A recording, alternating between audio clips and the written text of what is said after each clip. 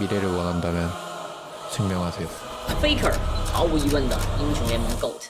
在年轻人纵横的电竞项目里，他反而在27岁到29岁这样的高龄，完成了英雄联盟最高殿堂的3连冠伟业。他以 T1 Faker 的身份，超越了 SKT Faker 所建立的王朝霸业。正所谓 Faker 无需向众神祈祷，因为众神传颂的都是他的名号。他将 GOAT 一词的含金量拉到了全新的境界，但在无数的赞誉和故事下，却不得不让人深思一点，那就是凭什么他总是赢？凭什么他总能赢？我当然知道，肯定会有朋友说，因为 Faker 这样的选手他就配赢。 수년간 포기하지 않고 노력한 저 자신에게 증명하고 싶습니다. 다시 한번 최정상에 설 수 있다는 것.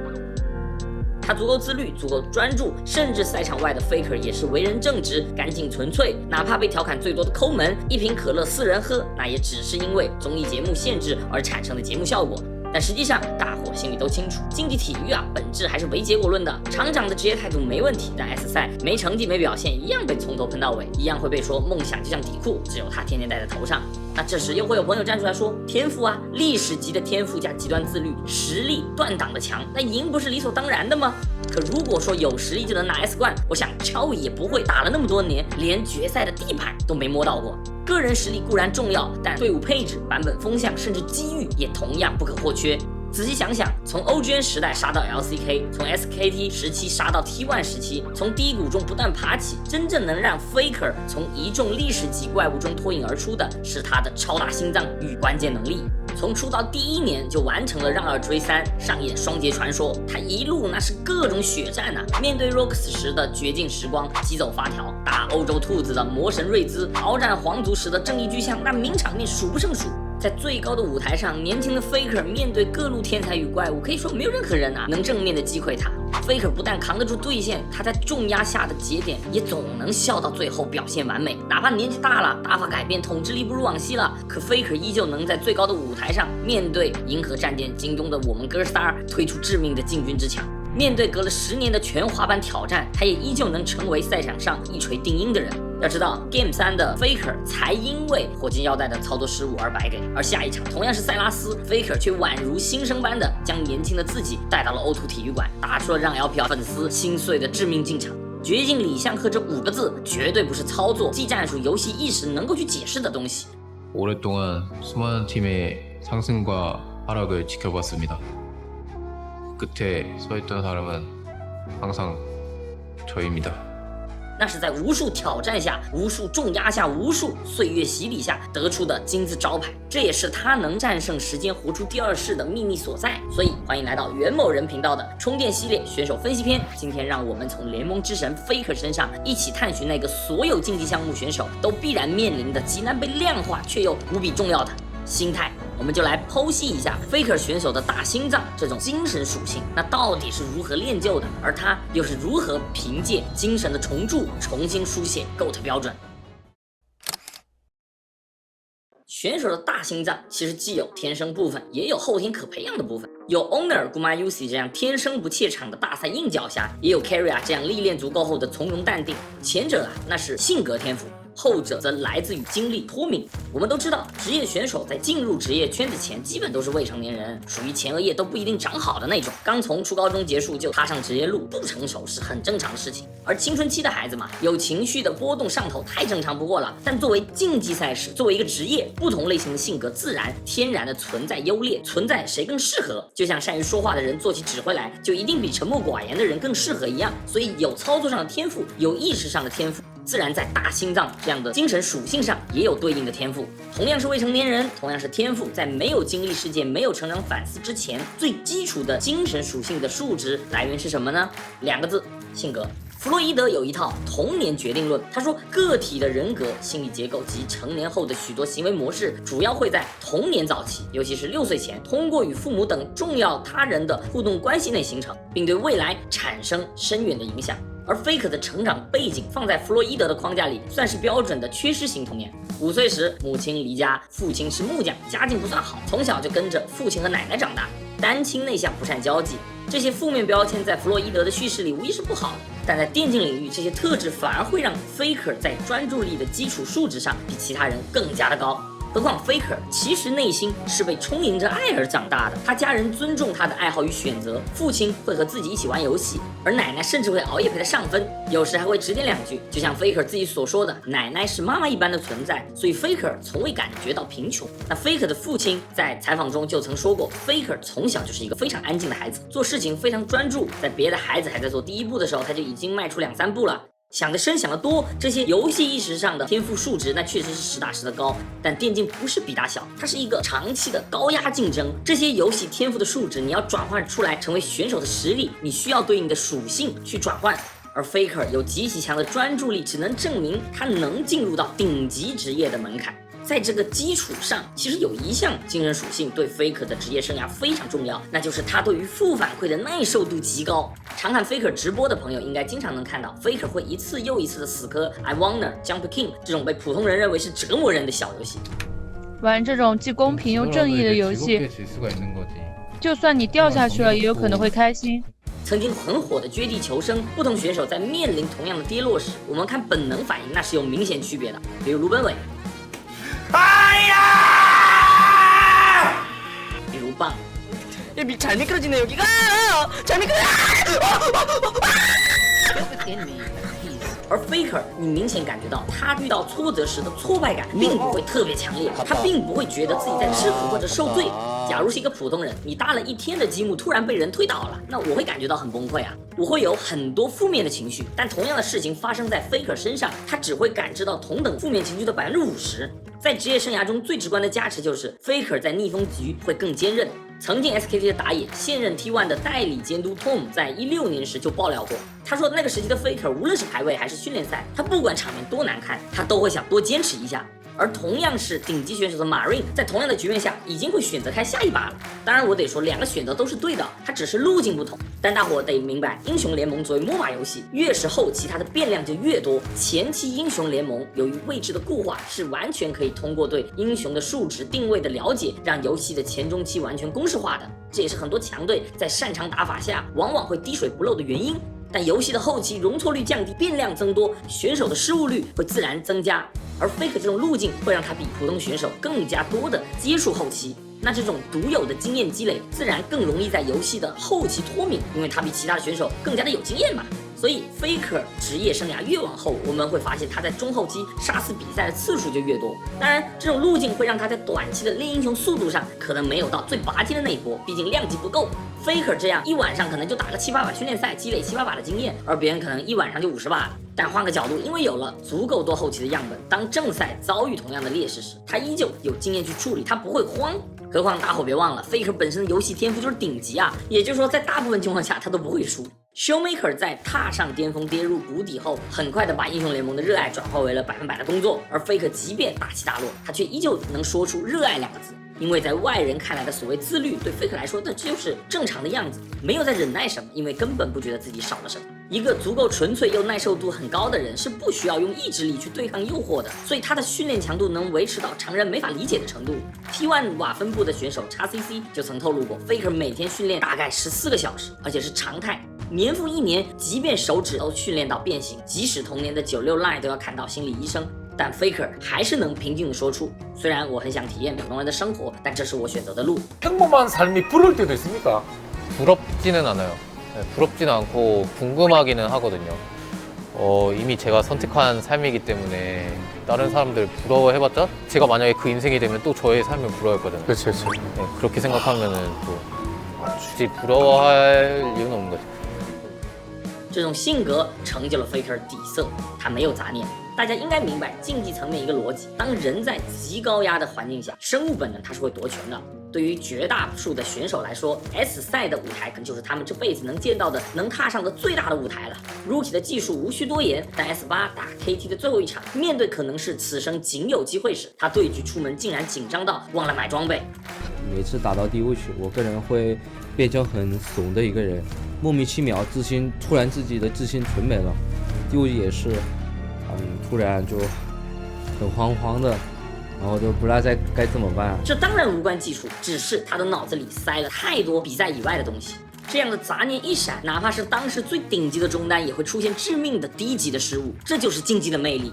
但在 Faker 这里，这类杂念几乎是不存在的。倒不是说他不重视胜负，不被赛场压力影响，而是他的精神力素质太高，又自带极强的抗性，要达到打穿他心理防线的阈值太难。即便是精神压力最高的游戏中后期，他也比普通选手更有经验，更容易脱敏。可以说，这就是为了竞技而生的精神力，是天生的大心脏，所以他既有数值又有机智。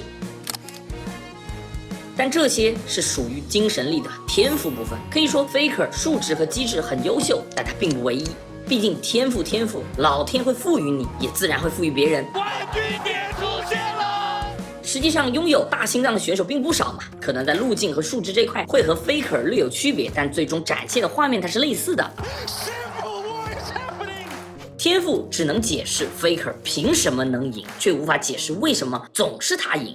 天赋给予的大心脏会让人收获至高的荣誉，会让人痞夷一切，它会让一个人强大到让人感叹伟大。但电竞是一个年龄焦虑到爆炸的行业，不同于体育项目动辄10几年的职业生涯，电竞选手的寿命短得可怕。在过去，巅峰期可能就3到4年就是极限了，22岁就是大龄，到24岁已经是晚期了。即便像 Marine、Deft 这样24、26才夺冠的选手，基本也离退役没多久了。可 Faker 在同龄，即便不是冠军，也是冠军的有力竞争者。像其他项目的顶级选手，什么 Simple、Demon1 这种天赋怪，那最终都败给了时光。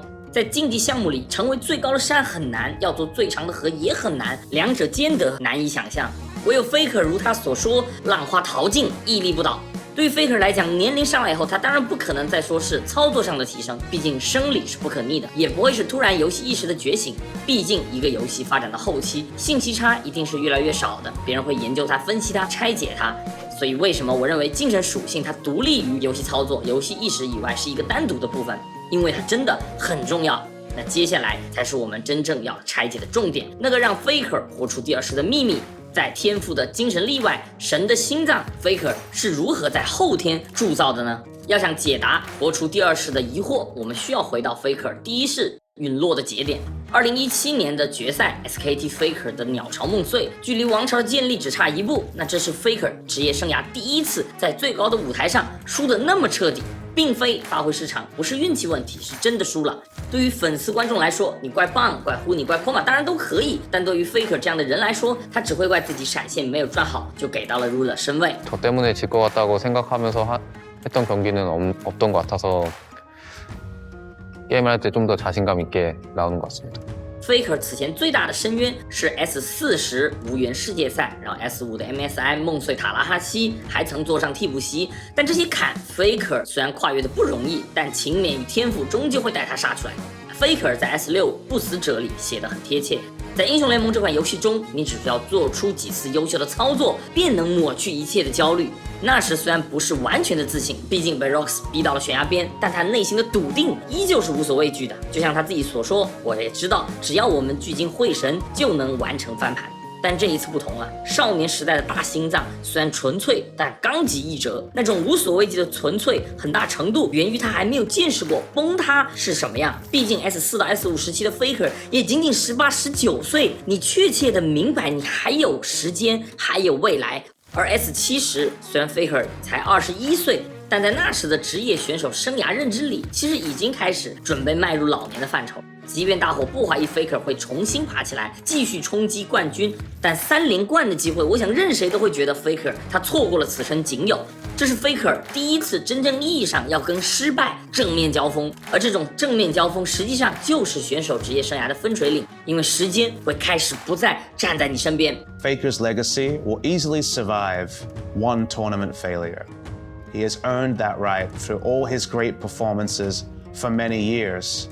But I'm not sure if Faker knows that. But for the man himself, he hasn't tasted that sort of defeat in the better part of 3 years. 绝大部分冠军选手在拿完冠军后会有短暂的激情爆发，因为每个人都想建立自己的王朝嘛，会想继续攀登巅峰。但这个势头一旦打断，心气就会像这样。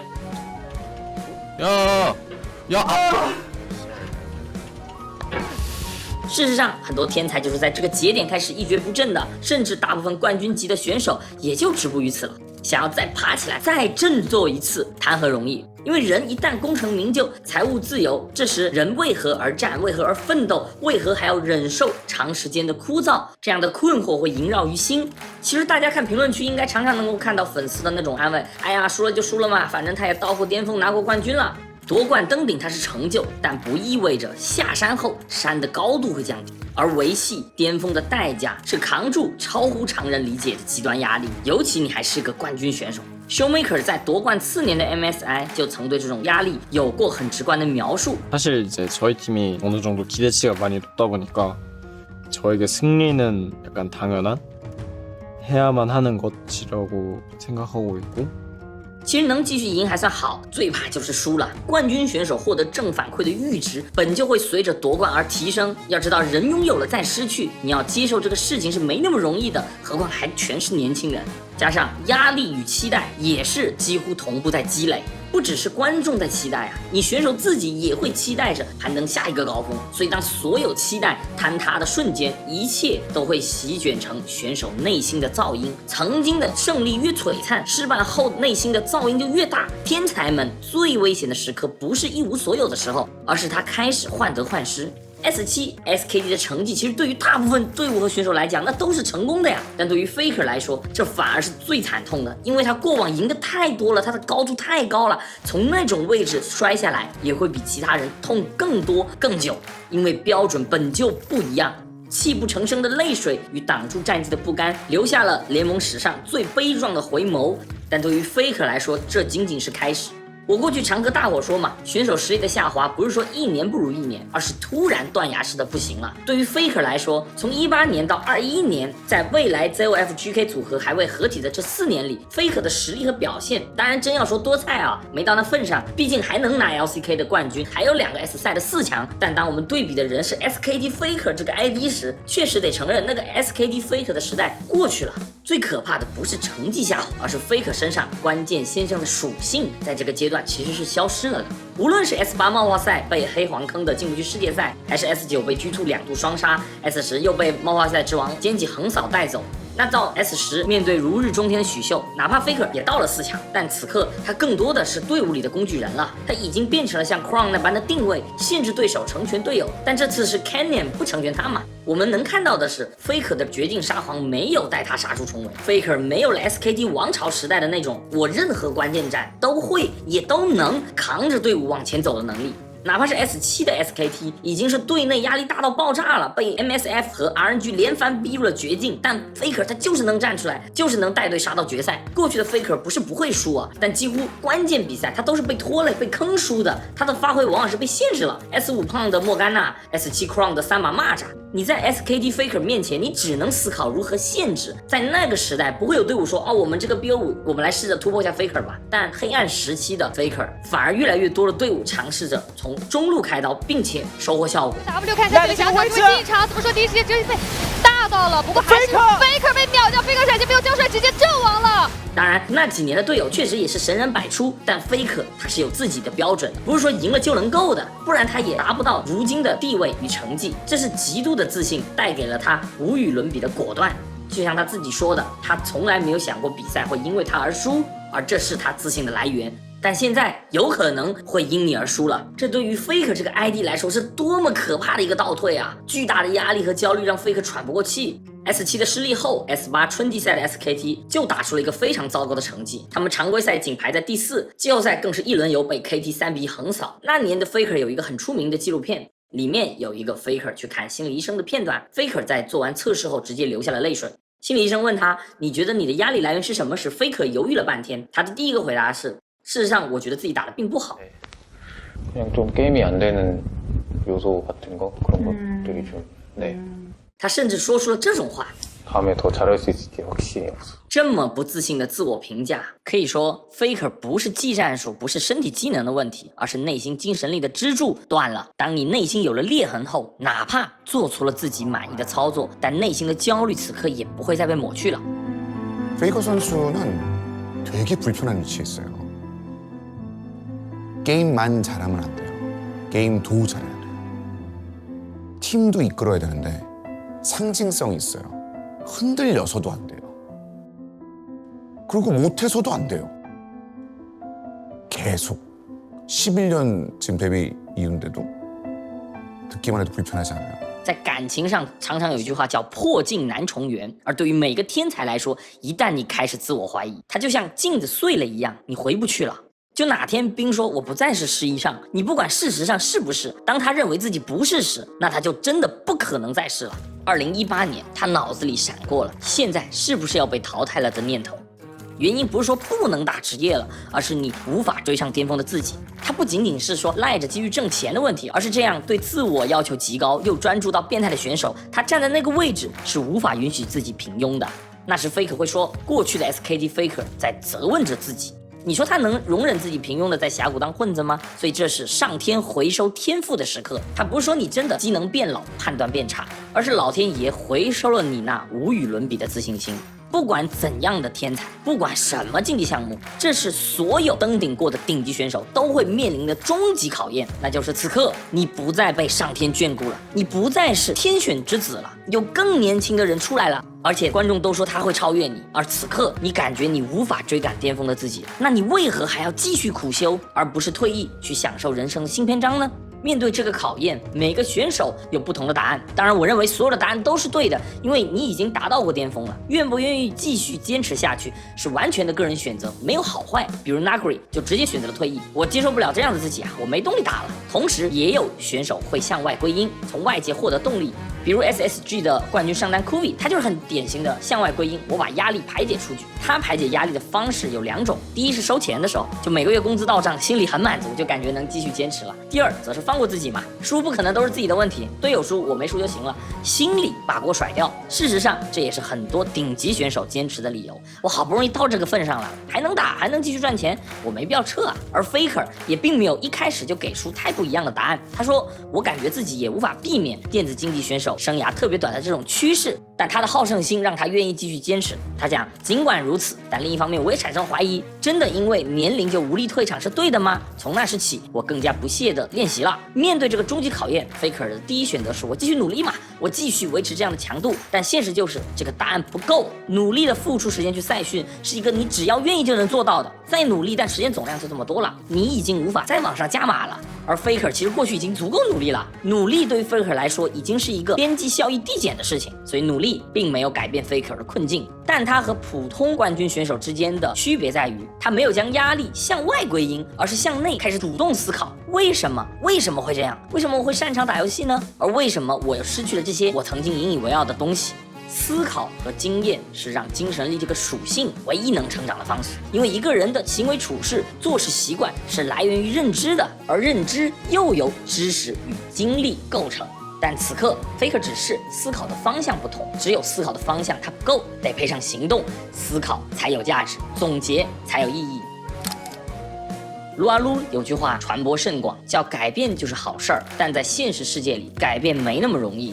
对于绝大部分选手，尤其是登过顶的，停留在舒适区，让外部环境适应自己才是常态。它不仅仅是勇气的问题，而是否有这个必要。离开舒适区意味着从头开始，你的数值、习惯、打法都要重构。谁又能保证改变后真的就比现在更好呢？何况这个过程同样也伴随着自我怀疑，它只会让你更加的焦虑。退一万步，你哪怕有勇气出发，在电竞这么一个缺乏积累的年轻行业里，选手甚至连如何去改变、如何出发都不知道。所以，即便现在我们站在 Faker 搏出第2世的时间节点，我们去回望那段路、那段时间，也都还会觉得那真的挺不容易的。这也是为什么大部分选手选择向外归因，因为向内归因，自己去思考出路，真的太苦了，苦到连天资卓绝、意志坚定的 Faker 都走得如此艰难。